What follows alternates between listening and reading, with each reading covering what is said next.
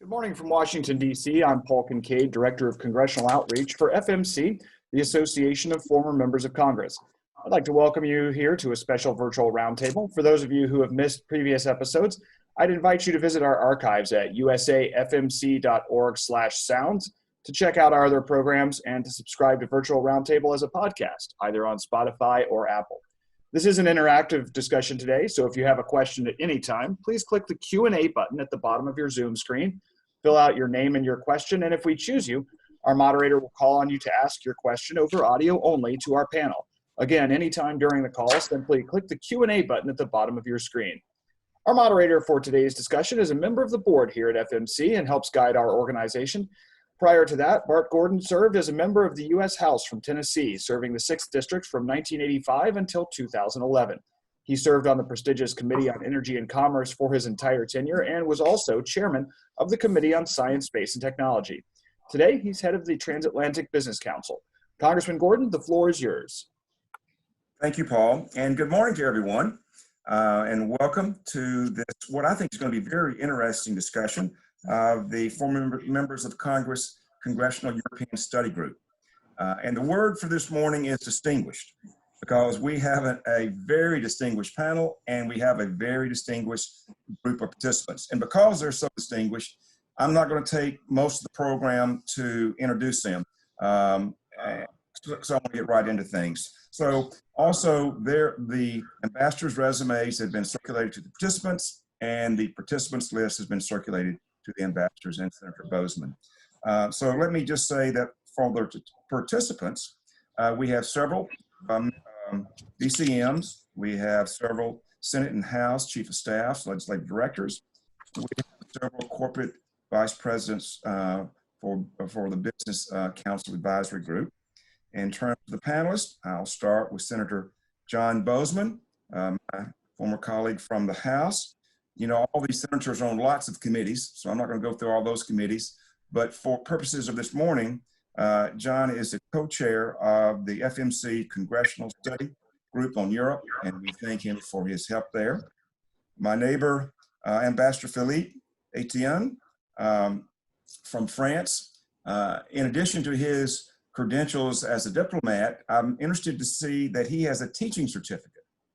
So, in math, matter of fact, a teaching certificate. John, you might need him to help figure out how much this next CARES bill is going to cost. Exactly. And the German ambassador is Ambassador Emily Haber. Interestingly, she is the daughter of a German diplomat and is her husband a German diplomat. So it runs in the family. Thank you for joining us. And finally, Ambassador from the United Kingdom, Karen Pierce, is the first woman from the United Kingdom to be an ambassador to the United States. Unfortunately, she is evicted from her grand residence on Massachusetts Avenue now. Every time I drive by there, I see all of the workers. I hope that you'll be able to get back in. Yeah, me too. You know, Bill Clinton was famously quoted as saying that if he could have your library, he would never leave it. And so I hope it's quite a place. So, Senator Boozman, why don't you start us with any comments you would like to make in terms of where you see the state of transatlantic relations, and then we'll follow that up with the ambassadors and then some questions. Well, thank you, Bart, and it's great to see you again. And you bring back a lot of really great memories in a very bipartisan way. Bart's a Democrat, I'm a Republican. We traveled all over the world together with he and his buddies and my buddies, and we all became buddies. And that's really how you change the world, is through personal relationships. And that's why I think all of these things are so very important.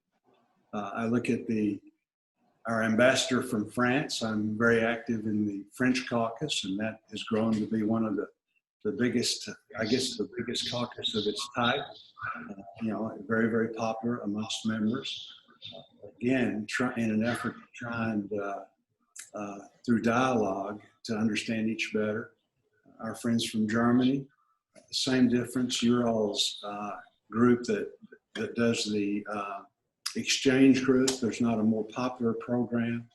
I don't think I've ever visited with anyone that didn't participate in that came back wanting to move to Germany after it was over.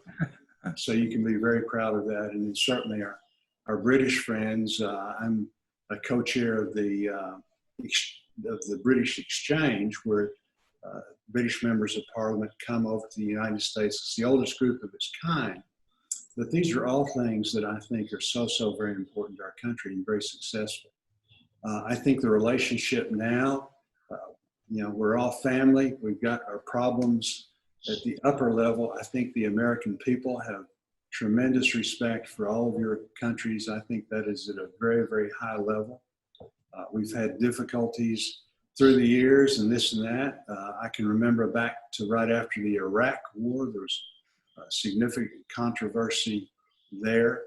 All of those things have died down. And so we're going to talk about some of the challenges that we have now. But the great news is that the American people have a tremendous fondness for you all, which is really, that's a good situation to be in. Ambassador Haber, would you like to have any comments? Thank you, and thank you for inviting me. Thank you, Congressman, and thank you, Senator, for your heartwarming words. Because it's true, we live in very turbulent times, an unprecedented pandemic in our lifetime, and monumental economic contraction, and possibly a geopolitical shift because China sees the opening to leapfrog its agenda. So in this situation, we should be joining forces, but I'm not quite sure whether it is that I see right now. There are a number of disagreements. There always have been disagreements, as you pointed out, but the number has risen over the past years. They range from tariffs, investigations according to Section 301, according to Section 232, we see the Airbus-Boeing dispute, we see even sanctions, we see the dispute on burden sharing, on climate change, JCPOA, and so forth. So the overall sense that is growing is our partnership under stress? But any such assessment would actually ignore something that is vital, because we agree on a lot. We agree on values. We agree on rule of law. We agree on democratic choices. We are democracies. And that is important in a time that may just be a geopolitical sea change, because it defines, as it should, our capacity to shape an environment in which systemic rivals try to undermine our case and clout, as we've most recently seen in Hong Kong. And my next point is on trade. The European-American transatlantic trade relationship it's the single most largest trade relationship that exists in the world. It accounts for about half of the world's GDP and about a third of the world's trade. So the assumption must be correct that if we stop targeting each other and cooperate in order to find solutions for the disagreements that are on the table, then it will certainly accelerate and support the recovery so much needed for all of us. And it may also define the standards of how trade and business is going to be conducted in the world of tomorrow. So my final plea is to join forces and do some very heavy lifting together in a time when some actors are trying to use the pandemic to drive us apart.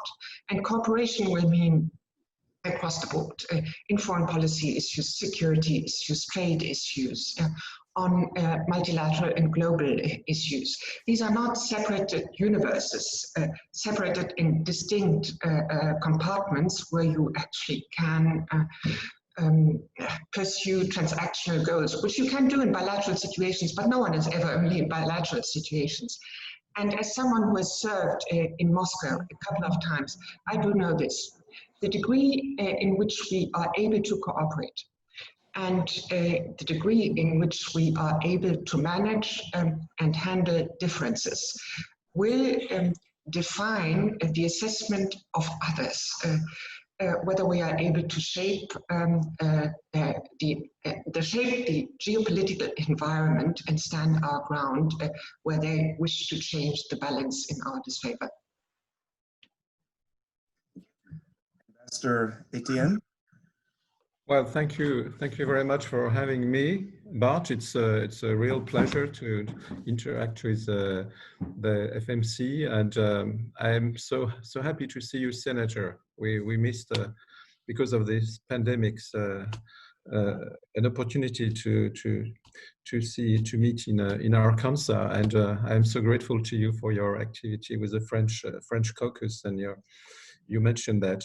I'm also very honored to be this morning with my colleagues from Germany and from the United Kingdom. Hello, good morning to all of you. I will not teach mathematics today, but I find that my introduction is already very much made by Emily, so it's difficult to add something to what she said, because I fully agree with what she said. But I think that indeed, this exchange today in this setting is very, very valuable, because our countries very much keen to see the transatlantic partnership being strong today, because we need not only to keep it, but also to adapt it to growing challenges. And with this unprecedented crisis created by the COVID pandemic, we have indeed to try to succeed in what we had already to do before the pandemic, which is to adapt our international system. And for this, we need the US, of course. We need the US because the United States, as President Macron said when he made a speech during his state visit to the US, to the Congress in April 2018, I remember he said, the United States had a tremendous role after World War II in shaping the international system. And now we have to reform this international system and to defend our values, as Emily said, and especially our democratic values. So be it at the European level or in the G7, G20, in the United Nations, in the Security Council, France has really is working very hard in the last week to work with Germany, the United Kingdom, and the United States to act together. To act together within our alliance, but also to act together with other countries. If you look at what is at stake today, if you look at the fragility of some regions in the world, it's also our responsibility to act together, to be in a strong partnership with the African nations. In the Middle East, we have a lot of crises. We should work really together to help countries like Lebanon. We see what this tragedy happening yesterday in Beirut. Those regions are fragilized by the COVID crisis, by the security crisis over the world. And for this reason, also, we need a stronger than ever transatlantic partnership. Ambassador Pierce. Well, thank you very much for having me. Thank you, Congressman. Thank you, Senator. Thank you very much for those warm words of friendship, which are very deeply reciprocated by all of us. I promise you, Congressman, we are planning the return party to the big residence now, but I'm afraid it will be some time as the main residence needs a new roof. But we've managed some smaller get-togethers, so I hope we'll have the pleasure of seeing you and the Senator at one of those. My task is the easiest of all. Emily and Phillipe have set it out very well, and I agree with them. I think shared experiences in war and peace is what has defined the transatlantic relationship, and I think the strategic competition from Russia and China is much harder to deal with if we don't stand together, but also if we're not seen to stand together. And I don't think it's just Russia and China. I think there is a sense in which parts of the world are less impressed with the West, if I can put it that way. And therefore, I think the more we, as a transatlantic foursome, can put the emphasis on our values, on our tolerance, our openness, including trade, openness, our humanity, the more we can show the world why that Western but universal model is a more attractive path to follow. And, you know, speaking personally, I have always believed in what Presidents Kennedy and Reagan called America, the shining city on the hill. So I think we really do want to work as closely as possible with the administration of whichever party. And I think the most important thing is that even where we have policy disagreements, and Emily's quite right, we'll always have policy disagreements, but the fundamentals remain strong, and we have a coherence between us as to how we want to approach the coming problems of the 21st century. But thanks again for having me. Thanks for all those good comments.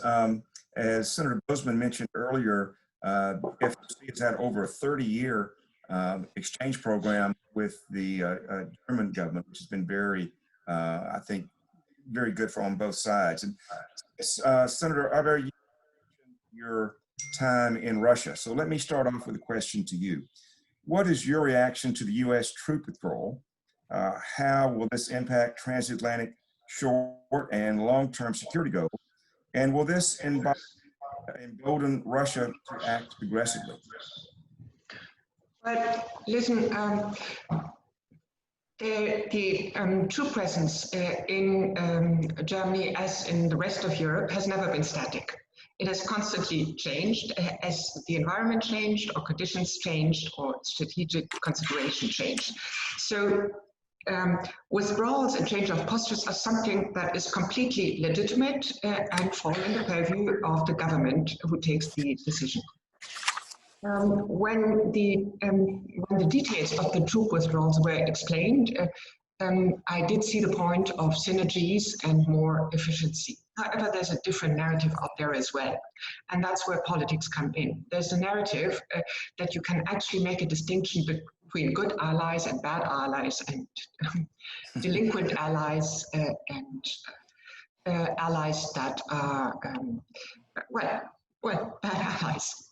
So there again, this alters the story, and it will be the basis of a political narrative that will be closely watched in Russia, as you mentioned. The truth is that Germany has increased its budget by 45% since 2014. We're not at 1%, as I sometimes hear. We're at over 1.5% right now.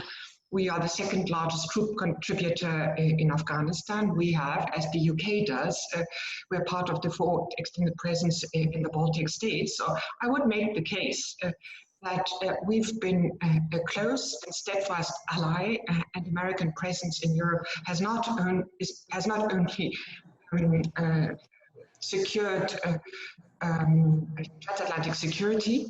It has also deterred Russia, and it also served American power projection in countries from the Nato realm, as you can see in Wiesbaden or Stuttgart, where the United States are coordinating with over 50 states, most of them not part of the NATO alliance.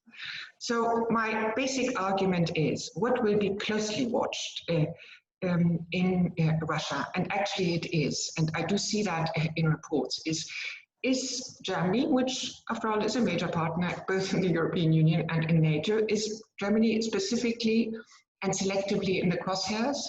And how will that open spaces that Russia could use? I heard someone saying that not only was Germany more isolated in both organizations, but also it grew weaker. So that's something I read in Russia Today. I think you can take it that Russia expects a specific targeting of Germany as a chance to drive us more apart and to alter the transatlantic conversation both in NATO and in EU, simply because we are one of the major partners. And that I find deeply worrisome, and that I find is something we need to counter and respond to collectively.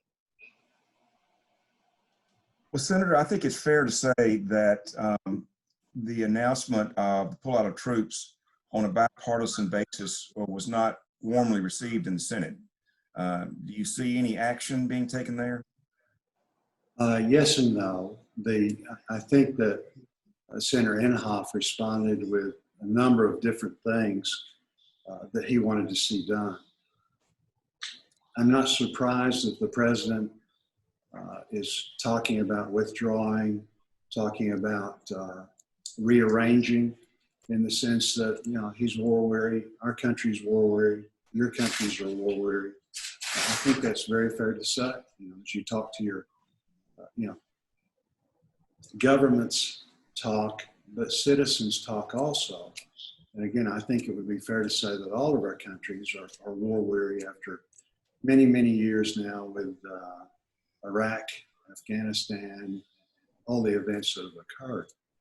So it's okay to talk about repositioning. I think you have to do that in a very logical way. And so Senator Reid, Senator Inhofe have come out and said, you know, let's look at this, but again, let's make sure that we have a strong forward presence in Europe. We use Europe to make it such that we're able to readily reach other areas of the world. We want to reassure our allies, again, so very important, and take care of our military families. So I think that's what this is really all about. We, in our country, are concerned about the BRAC process. In Arkansas, I have several military installations that we're very proud of, that support our economy. Bart, you were in the same situation, you know, and went through a BRAC. So again, you know, these are things that are of concern. I share Emily's. What we don't want is any hint that we're not on the same page, we're not committed. And I don't believe that's the case at all. I can say that in the sense that we have a tremendous military budget. We have troops stationed all over the world. I think we're doing our part. So the idea of repositioning and making some changes, really not, when you look at the total number, not talking about significant drawdown from Europe at all. I think it's just a matter of, like I say, more of in those terms. For the purposes of our participants, BRAC is a process where we sort of review whether the military bases here in the United States should be reduced, or elsewhere should be reduced. Would either of the other senators, ambassadors, like to add to this conversation? Well, from a French perspective, I would like to support on the 2 points of the method and on the substance itself. From the point of view of the method, our president stressed this very much last year before the summit in London, which was a success, the NATO summit. It's really important to have a sufficient consultation and cooperation in the decision-making process when it comes to decisions, because what was decided by the US about the troops, as senators, as you said, Senator, said also, such decisions, such repositioning decisions happen in life. But it's really important. It's not only about Germany; it's about the security of Europe in general. So it's important to have the consultations before the decisions. And on the decision itself, of course, France also takes part to the enhanced forward presence, Emily, in the Baltic states, together with the UK and Germany. It's also very important for us to not to keep a strong position for the defense of Europe and not to downsize the level of security in Europe, whatever the decisions are. And again, we can have all sorts of decisions. So I would just add these 2 points on the method and on the decision. Very good. I'll just chip in very briefly then, if I may. I think we need to remember that NATO is the most successful military alliance in history. We all have an interest in keeping it that way. European security remains, as Emily and Phillipe said, remains very important because of the Russia angle. We recognize the US has challenges elsewhere in the world. We all want to do our part to meet those challenges and European security in the best way we possibly can. And I think that comes back to our very first question about the transatlantic relationship. The more we can plan all these things together, the stronger we will be at being able to confront those challenges. Well, let's switch to trade for a moment. Ambassador Haber made the observation the US and the EU have similar size economies, but together they're 50% of the world's economy. So clearly a partnership there would be very beneficial. So let me turn then to Ambassador Etienne and ask you, what are the current obstacles to a greater transatlantic trade, and what's your advice on how we can move forward? I don't know whether I'm entitled to give advice, but I will give you my preliminary view, and very consistent with what Emily said already in her introduction.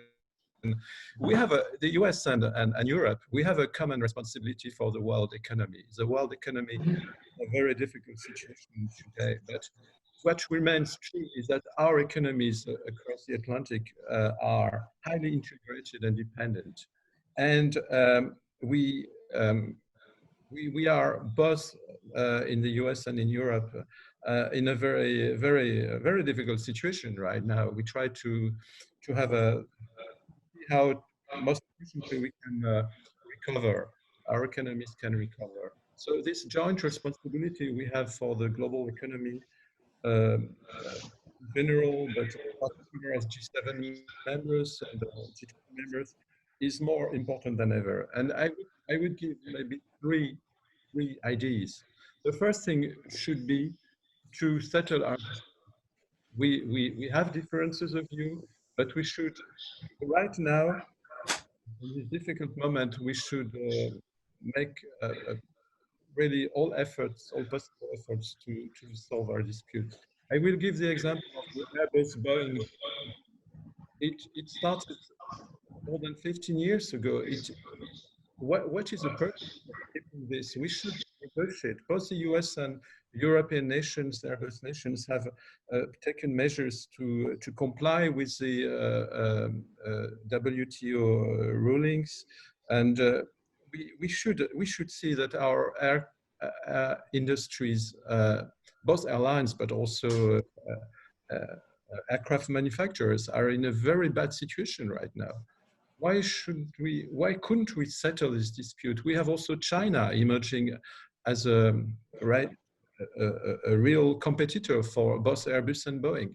So the priority should be, and I could quote other examples, but Emily has made the point already, we should first settle our disputes, and it is possible and it is necessary. My second point is that we have on the European side made already some proposals to have a positive agenda. And for instance, in terms of industrial products conformity assessment in the regulatory field, standardization, we can also advance bilaterally between the US and Europe an agenda which is a positive bilateral agenda. So we have made these proposals. But my third point is about the WTO. We have common challenges with China, and which is, I will sum up with the concept of a level playing field. We have no more level playing field. And our companies, both our business communities, both in Europe and in the US, are interested to have this level playing field. We have the same challenges with intellectual property. We have the same challenges with investment and reciprocity in opening of the markets to investments. We have plenty of we have common views on subsidies or state subsidies, which distort competition. So why shouldn't couldn't we have a common position by the US and the European nations, including the UK, of course, on reform the WTO, which is absolutely necessary right now, and cover in this common position all the chapters of the reform of the WTO. Those are my three ideas. I put forward, I submit them to you, which show that the US and Europe could do very much together to reinforce our position in the global economy and to reinforce the economy in general. You've painted, I think, a very good path forward there. Would anyone else like to comment on that question? Well, the only thing I would say is that all of us right now are struggling with the new economy in the world. The idea, we're all of the age that we can look back not too long ago, the idea that we could get together in this kind of a format, we couldn't imagine, which is hard to, it's hard for us to say that, but it wasn't that long ago. And so we've got all of the artificial intelligence going on. I was in a supermarket in my hometown not too long ago, and I looked around, and every kiosk was, self-checkout. And so we're moving more towards that, where you see several kiosks that way, but to have every kiosk that way, this is a big disruption in our economies. What do we do with the people that were, checking those groceries out? Where do they move? We have to move them into the ability to help manufacture the artificial intelligence or fix it, replace it in the store. So great challenge. We've got all of that going on. We do have the situation with Asia, making it such that we get a fair and level playing field that's so important for all of us, but also realizing that is a tremendous market that we would all like to be involved with. And so these are real challenges, and certainly we need to go forward. The great advantage that we have because of our common values, because of our common systems, the rule of law, when you add Europe's and our economies together, we can compete with anybody. And I was just thinking as we were talking, Emily, we've got a situation in Arkansas and heavily invested in French companies, and English companies, and German. I was thinking of Nucor. It's Japanese steelmaker. And one of my counties in Arkansas is going to be, with an addition, the largest steelmaking county in America. But they're getting the equipment. As they do this equipment, they're buying it from Germany. So very soon, you all have, one of the best abilities to do that. Very soon, some technicians are going to be arriving to install that equipment. So you've got a Japanese company buying from Germany. In America, we're so entwined. And so we need to really appreciate that. We need to grow on it, and we do need to break down the barriers such that we're able to go forward and then help each other figure out as we deal with this new economy that it's just a different world in many respects. Senator Boozman, as well as Ambassador Etienne, both raised the China issue, and I can't remember having a conversation in Washington in the last 2 or 3 years where somehow China did not enter into that. And so let's skip over that just for a moment. Since Ambassador Etienne, since you raised it, we'll let you start with, as you are observing the strain in the U.S.-China relationship, how is Europe reacting to that, and how should we both be working together for our common goals? Well, the European Union, as such, has had the European Union, China, and have a very strong economic relationship, like the US and China. And China is now the EU's second biggest trading partner behind the United States. And the EU is even China's biggest trading partner. So this is the reality. At the same time, there is a growing awareness in Europe that the balance of challenges and opportunities presented by China has shifted. And China, of course, can no longer be seen, regarded as a developing country, and we expect from China more responsibility for upholding our rules-based international system, but also to accept more reciprocity. The European Union has adopted a new view of the relations with China in 2019, considering China both at the same time as a cooperation partner with whom we have a very objective, especially in global issues like global warming, the protection of biodiversity, where our presidents, Chinese and French president, when they met, they tried to, and they succeeded in taking some important initiatives. And we see also China as a negotiating partner, where we try to on the basis of this increasing importance of reciprocity, to negotiate on our common interests, for instance, opening markets to investment. It is also a competitor in technology. And finally, we said, and it was noticed in the level of the EU, that we view also China as a systemic rival, which promotes alternative models of governance. So this is the way we see China in different ways, which means that we have also different tools, different modalities of engagement with China as a European nations. And we differentiate them depending on the issues and policies. And again, to come back to the issue we discussed today, we see a lot of things we can do together with the United States.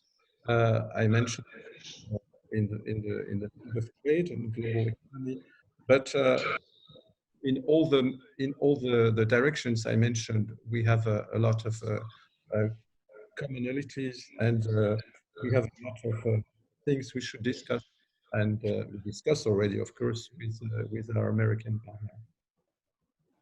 I think we could have a 2-week seminar on the China issue, but anyone else? It looked like Ambassador Pierce, you were making some notes. Would you have any comments you'd like to make? Well, thank you. I mean, I think Philippe's spot on. To be honest, we do have a different sort of calibrated relationship with China than the United States has. But the most important thing is that China plays by the international rules, whether that's security or its trade, with reference to Philippe's earlier answer.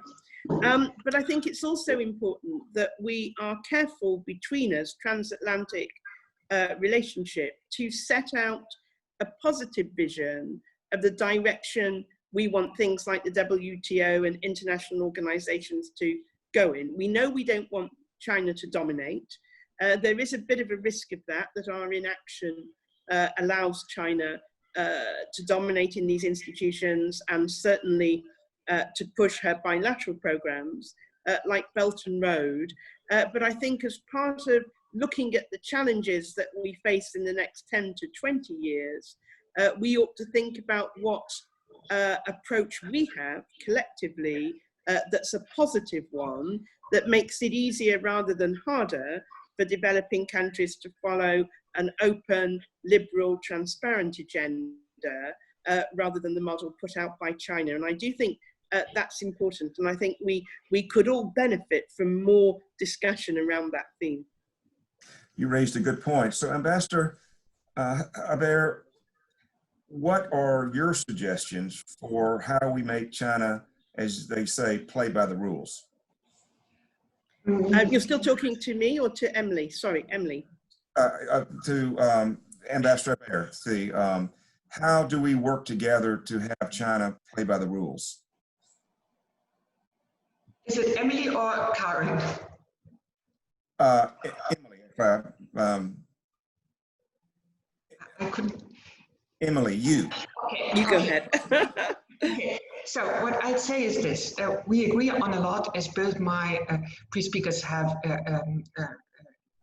explained. We agree that we need to confront China when it pursues policies that are unacceptable, when it intentionally breaks international law and replaces the rule of law with an authoritarian regime, which underscores that China's feature as systemic rival, which Phillipe quoted, has actually grown in the crisis. China has certainly become more confrontational, and we need to push back, and we need to stand our ground firmly. And there are a lot of areas where we need to do that.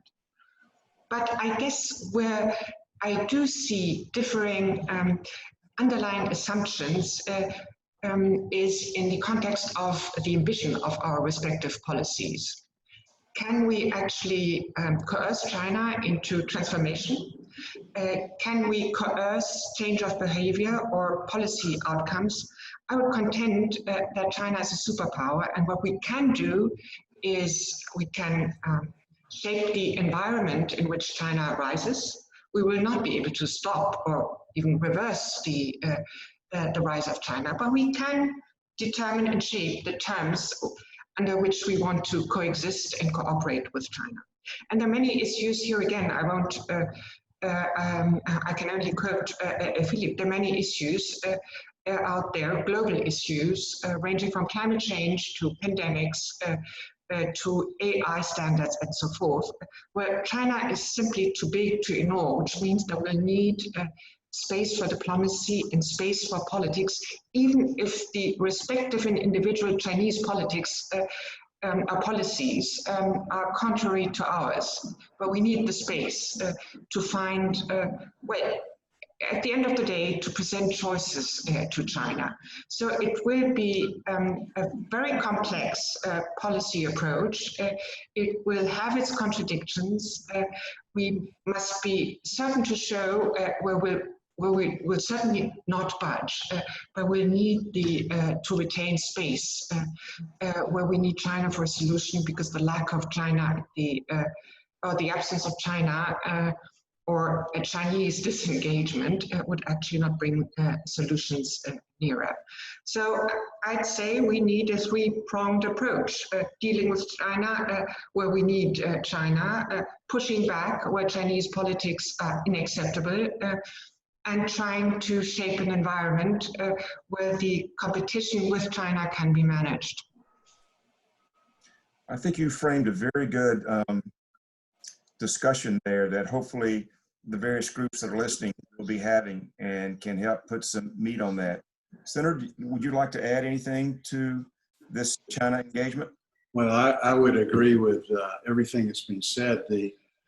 I'm not as diplomatic as our diplomats. Chinese have the tendency to lie, cheat, steal, manipulate, and their human rights are abysmal. I'm not talking about the Chinese people, but the Chinese government. And so because of that, we have to push back. And I think the president actually has done a good job of that. He got their attention.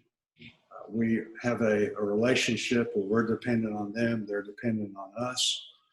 But I do think that he did make them understand that we simply were not going to continue down the path we had been, where they could do these things without paying a price. So it significantly affected their economy.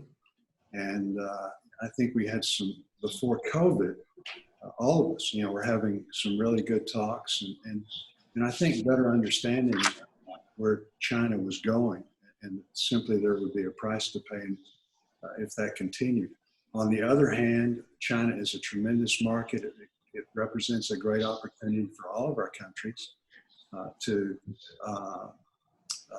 be able to sell our products to a humongous middle class.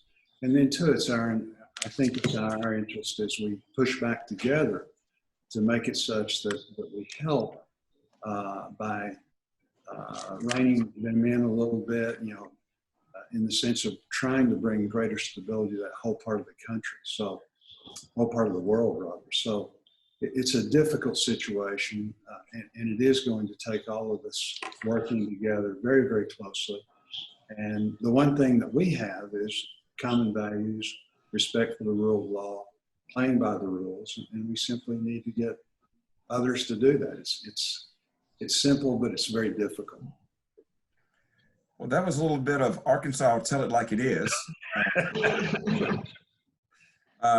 Ambassador Pierce, do you want to add anything to that? No, I agree with what the senator said, but also what you said, Congressman. I think this does deserve further discussion. Yes. I think we'd all love to be part of that. Sure. Well, I think, as I say, I think that this has set some boundaries, and hopefully this discussion can go forward, and even more importantly, hopefully some consensus can be developed. So before we move to the questions from the participants, Senator Boozman, let me ask you, what would a reinvigorated transatlantic relationship look like, and what would be the glue that binds that together? I think the glue that binds it together is, again, just continuing to draw on the friendships and respect that our nations have for each other. And that's really what it's all about. You change things through relationships. And the good news is that we've got our differences, but our countries, I think, as far as the attitude of the average American, the average working person, just trying to take care of their families and kind of trusting us, as diplomats and leaders in our country to do the best we can. Their view of each other is great. As I said in Arkansas, Arkansas is a tremendous example of all of the economic activity that's going on amongst our countries. We need to build on that. We need to do a better job, and we can do it through things like this, Bart. We so appreciate you getting us together, but we can grow these things based on that. But I think that we need in this very difficult world, we're fighting an economic battle in all of our countries. The idea that our countries have literally been shut down is unprecedented. We went from the best economy in 50 years to the worst in 70 years. And so we're all in that situation. And then again, fighting the virus. Besides, as I said earlier, I think the major thing is how do our economies respond in the future with artificial intelligence and all that's going on as we have this new industrial age, however that's going to shake out. So just continue closer cooperation, I think, is the key. Would either of the ambassadors want to comment on that? Agree. Okay, you summed it up, John. That's good. So, Paul, let me let me pivot to you and see what questions we have from the audience. Sure, I think we have a question from Nancy Justin-Slagle, who is one of our Business Advisory Council members. And Nancy, you can go ahead with your question. Thank you. Thank you, Senator, ambassadors, and Congressman Gordon. We've had the privilege of participating with FMC for a number of years and very much appreciate this level of dialogue. And I've talked to most of you previously, but for Lockheed Martin, the value of the cross-Atlantic relationship is absolutely essential. You've talked a lot about the importance of the transatlantic security relationship and economic relationship. I just want to make a comment and a quick question. A comment is related to COVID and the global response and the importance for the level of communication and transparency among our allies in both understanding how we define essential industry and resiliency of the supply chain. For companies, as we look to where we're going to invest and partner, we used to talk a lot about transparency, predictability, and accountability, the rule of law. And I would say part of that for the security and defense and aerospace industry is highlighting the value of interoperability, training, joint training, the relationships made among service members and officers, and really focusing on the resiliency of our security networks, our people, and our processes. So going forward, my one question is about NATO and the EU. And as we seek to strengthen our security alliances and our economic opportunities, do you see the NATO strategy and the EU defense strategy continuing to move forward jointly, or is there a risk to seeing a divergence there? Maybe we should go to Ambassador Haber for Well, we talked a lot about China before, and it is obvious to everyone, I believe, that this is the overwhelming, daunting challenge of our day and time. So it is all but logic that the focus and the attention will probably redirect to other regions of the world, because it's not in Europe where you see the major challenges, but there continue to be major challenges in Europe too. So what Americans will want and what the transatlantic relationship will require is stronger European capacities, but not as a response to, say, American decisions, but as a response to a changing geopolitical environment. They are not contradictory or mutually exclusive. They are firmly rooted in a shared sense of transatlantic security and transatlantic alliance. They're mutually reinforcing. Would anyone like to? Yes, I would like to reinforce what Emily said. We see the defense strategy of the European Union, which is one of the most important pillars of the strengthening of the European Union, of the European integration, in our view, completely complementary and of NATO, and also not only complementary, but really useful for NATO and for our common security. And Emily said at the beginning that Germany makes a big effort to set up its own national defense budget, and we try all to be at the national levels to take more seriously our commitments to the defense, to the common defense. But the European Union effort comes on the top of that, and it's still another way to reinforcing our common defense. May I add just one point to it? Sometimes hear skepticism about the direction decisions in the European Union are taking, and I don't really get it. Because if the Europeans are strengthening and sorting out their home base, that surely is a security asset for the Transatlantic Alliance and NATO too. Art, let me add, I can't speak for the country, but I think I can speak for the feeling of Congress. And the feeling of Congress, for somebody, that's been around for, 20 years almost, Bart, you being around for a long time, I think you would agree with this, that the Congress is more than supportive of the NATO alliance. We realize how important it is. We're always going to, be concerned. I know that when Bart and I were traveling to all the NATO meetings, we did 3 major meetings a year in that regard. We always brought up the need for partners to contribute, to pay their way. And then the caveats, not only do you need to contribute, but you need to be able to do lots of stuff, when you're on the front. And that's going to continue. But I really want to reassure you that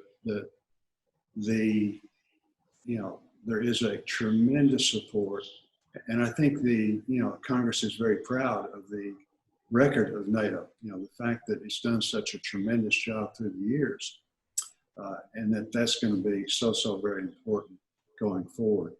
The other thing I would say is that she also mentioned the supply chain, which is so important. I didn't realize that most of our medicines were being either the medicine itself or the the precursors to making, the medicine were manufactured in China and other places. So we, all the personal protection equipment, you all are in the same situation. It's being manufactured in China. I really think there's a great opportunity for the EU, our European allies, again, to look at that. And certainly I would be much in favor of shifting those supply chains to, countries that we trust and again, go by the rule of law. The only other thing I would say, and Europe's going to have to figure it out for themselves. I know that when I'm home and I'm talking to my state, I'm talking to my local government, I always tell them you can't think independently anymore. You have to think as a region. And so the idea that Europe has the ability to go this on their own, moving more in defense of themselves versus the NATO model, or us trying to do it, and doing away with it, that just doesn't make any sense to me. I think in the day and age that we live, it's just the opposite. We have to work together, and it's simply not possible to do that as perhaps back in the old days. A nation state could do those things, but I think it's very, very difficult. Well, I think one fundamental building block that we can all agree upon, that within the United States, there is a bicameral, bipartisan, strong support for the transatlantic relationship. Large portions of our population think of themselves as Irish Americans, Italian Americans, German Americans, French Americans, and so there can be, as was maybe pointed out earlier, maybe some family disagreements, but we start with that fundamental basis. Okay, Paul, can we slip one more question in? Sure. The next question is from Anna Schneider from Volkswagen, who's also a member of our Business Advisory Council. Anna, you can go ahead with your question.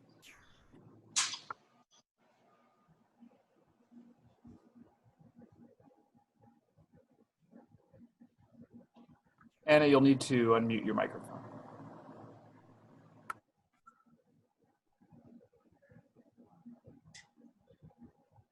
Okay, I think she's having some technical difficulties. The next question is from Jeffrey Werner from Panasonic. Jeff, if you want to go ahead and unmute your microphone and ask your question.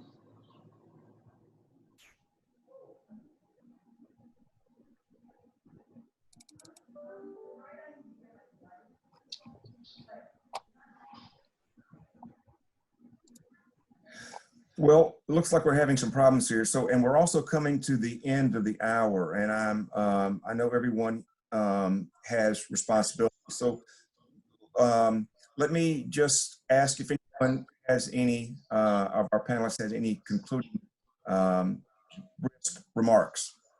Well, the only thing I would say is I look forward in the very near future, when we get some normalcy back to our lives, to being in one of your all's beautiful residences or embassies, so that we can do this in person.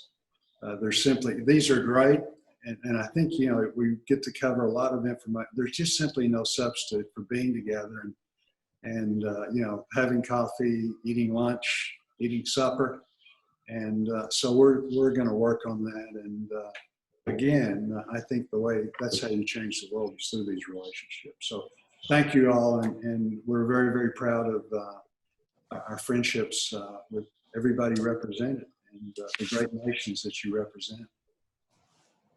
My only conclusion would be, as long as Karen has not taken over again, it's her beautiful residence.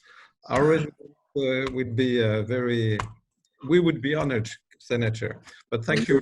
It was a great pleasure for me this morning, together with to be with Karen and with Emily and with you, Senator, and you, Congressman. Thank you very much. And from me, thank you as well for this family meeting and for reminding all of us that we are actually family. And my thanks to everybody, Congressman, Senator, Emily, and Phillipe. We look forward, as the Senator said, to meeting in person. If I can't offer a residence, I will offer some whiskey or whatever else participants might like. Okay. Thanks very much for including us. Shared experiences. You know, this really has reminded me that how, sort of, I won't say depressed, but how during this lockdown, how I have missed these kinds of conversations and among friends and trying to find solutions. And I think most of us on this call are a part of different think tanks and associations. And so hopefully we'll all take back this framing and continue this conversation. So thank you all to the Advisory Council, and on with a good day. Thank you.